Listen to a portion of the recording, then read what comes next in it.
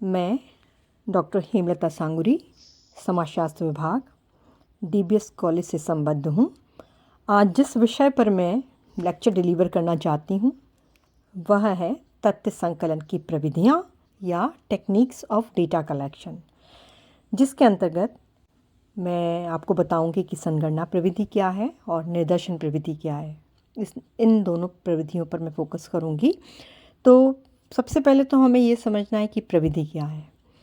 तो प्रविधि का तात्पर्य सामाजिक अनुसंधान के उस उपकरण, यंत्र या माध्यम से है जिसकी सहायता से कोई भी रिसर्चर या कोई भी अनुसंधानकर्ता सुव्यवस्थित रूप से अनुसंधान समस्या से संबंधित आंकड़ों या डेटा का कलेक्शन करता है और उन्हें क्रमबद्ध रूप से प्रस्तुत करता है। तो कोई भी सामाजिक अनुसंधान जब किया जाता है तो सबसे पहले उसमें समस्या का चयन किया जाता है या प्रॉब्लम बनाई जाती है, समस्या का निर्माण किया जाता है और इसके पश्चात जो अनुसंधानकर्ता होता है वो समस्या से संबंधित उपकल्पनाओं या हाइपोथेसिस का निर्माण करता है।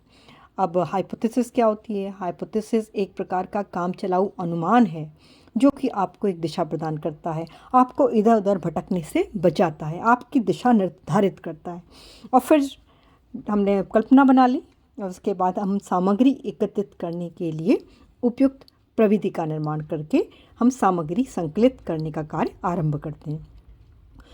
तो कोई भी डेटास हैं या सामग्री हैं तो इनको हम जब डाटा कलेक्शन करते हैं तो पहले हमें अनुसंधानकर्ता को यह निश्चित करना होता है कि अध्ययन की इकाई क्या होगी और वो कितनी इकाइयों या कितने रिस्पोंडेंट्स पर स्टडी करेगा। तो इस संदर्भ में उसके पास दो विकल्प हैं, दो ऑप्शंस हैं। पहला तो या तो वो समग्र या यूनिवर्स की संपूर्ण इकाइयों का अध्ययन करे और दूसरा समग्र का प्रतिनिधित्व करने वाले एक भाग का अध्ययन करे। तो पहले विकल्प के तहत जब कोई भी स्टडी की जाती है यानी कि जिसमें हम समस्त इकाइयों का अध्ययन करते हैं तो उसको हम कहते हैं संगणना या जनगणना या सेंसस मेथड।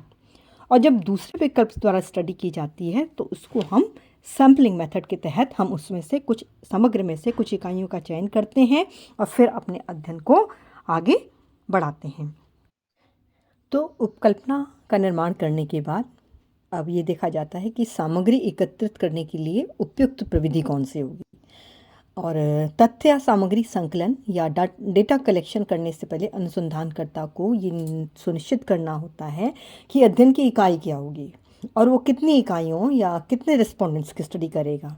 तो इस संदर्भ में उसके पास दो विकल्प हैं। पहला मैंने जैसे आपको भी बताया कि समग्र का करे या यूनिवर्स की समस्त इकाइयों का अध्ययन करे या फिर दूसरी दशा में वो समग्र से चुनी गई जो इकाइयाँ हैं उन पर अपना अध्ययन आधारित करे।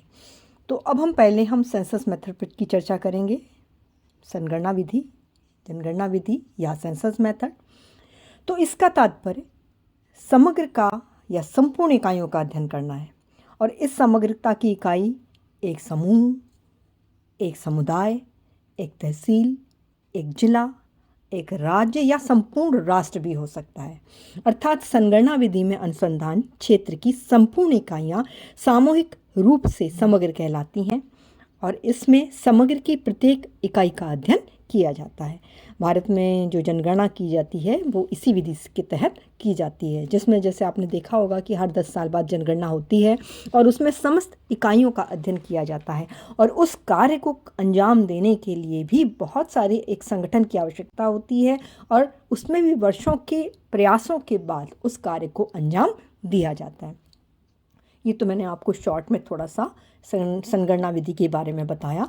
अब अगर हम इसके गुणात्मक पक्ष पर ध्यान दें या इसके गुणों पर ध्यान दें तो पहली बात तो ये कि ये प्रणाली बहुत साइंटिफिक है, वैज्ञानिक है। क्यों? क्योंकि इसमें समग्र की प्रत्येक इकाइयों का अध्ययन किया जाता है। दूसरी बात, संगणना विधि द्वारा प्राप्त आंकड़े अधिक विश्वसनीय या रिलायबल होते हैं, शुद्ध होते हैं। तीसरी बात, इसमें पक्षपात की संभावना नहीं होती और अगर होती भी है तो कम होती है। इसमें हमें प्रत्येक क्षेत्र की प्रत्येक इकाई के विषय में डिटेल इन्फॉर्मेशन प्राप्त हो जाती है और जब कभी इकाइयाँ ऐसी स्थिति होती है कि जब कभी इकाइयाँ एक दूसरे से काफ़ी भिन्न होती हैं, उनका नेचर अलग अलग होता है, तो ये विधि उपयुक्त होती है। और इस विधि से ऐसी जानकारियाँ भी प्राप्त हो जाती हैं या ऐसी जानकारी प्राप्त होना भी संभव है जो कि अनुसंधान हेतु उपयोगी और महत्वपूर्ण साबित हो सकती हैं। तो ये तो मैंने आपको इस पद्धति के कुछ गुण बताए, लेकिन ये नहीं कह सकते कि इसमें कुछ दोष नहीं है। इसके भी कुछ दोष हैं, इसकी भी कुछ लिमिटेशंस हैं। पहली बात तो ये बहुत खर्चीली विधि है। इसमें एक लंबे चौड़े संगठन की आवश्यकता पड़ती है, कर्मचारियों की एक बहुत सारे आपको लोग चाहिए जो कि उस पर स्टडी कर सकें। दूसरी बात, इसमें अधिक समय लगता है, अधिक श्रम लगता है। और संगणना विधि अगर किसी सीमित क्षेत्र के अनुसंधान हेतु तो ये उपयुक्त है, ठीक है। अगर हमें सीमित क्षेत्र का अध्ययन करना है तो वहाँ पर तो हम संगणना विधि का सहारा लेकर जो भी हम इंफॉर्मेशंस कलेक्ट करते हैं वो बहुत अच्छे, हम गहराई से उनका अध्ययन कर सकते हैं। लेकिन अगर विस्तृत क्षेत्र का अध्ययन करने की दशा है तो यहाँ पर ये इतनी प्रैक्टिकल नहीं है।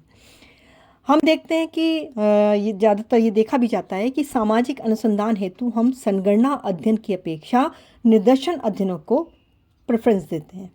क्यों? ऐसा क्यों होता है?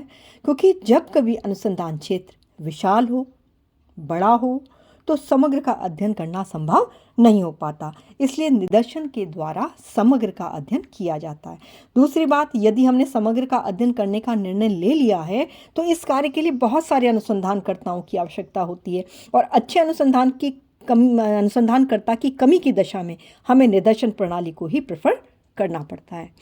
निदर्शन पद्धति को इसलिए भी हम वरीयता देते हैं क्योंकि निदर्शन अध्ययन में समय की बचत होती है, धन की बचत होती है, श्रम की बचत होती है, और दूसरी बात, निदर्शन पद्धति द्वारा किए गए अध्ययन को गहराई से अध्ययन हम कर सकते हैं क्योंकि हमारे पास यूनिट्स कम हैं, नंबर ऑफ रिस्पोंडेंट्स कम हैं, तो हम उन